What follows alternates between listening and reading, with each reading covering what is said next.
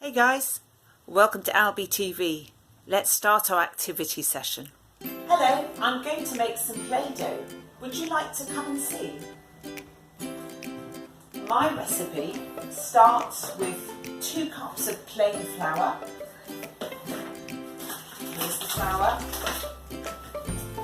I'm going to pour it into a nice big bowl and repeat, so we've got 2 measures. We need the same measure of salt, just ordinary cooking salt. I'm going to pour it in, watch it falling like sand really. There we go. And again into the bowl. It's important to use the same measure, so this cup I'll use for a couple of other items too.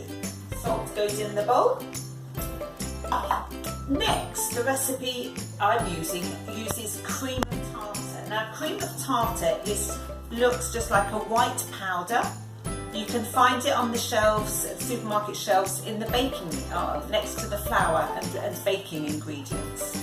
A teaspoonful, a nice big heaped teaspoonful. This helps to make the Play-Doh stable, so it doesn't get too runny. So although it's sometimes hard to find in the supermarket, it's quite important for the recipe. Next, we're going to have 2 cups of very hot water. So if you're using very hot water, do be careful at home. To the first cup of water, I'm going to add a tablespoonful of oil, ordinary cooking oil, into the water and pour it into the dry ingredients. And this is the second cup. There we go. The oil will help everything to mix well together. So I'm going to stir it, again just using the tablespoon, being very careful because it's hot liquid now. It looks very gloopy. Keep stirring and the lumps will disappear. Try to get rid of all the flour. Stir, stir.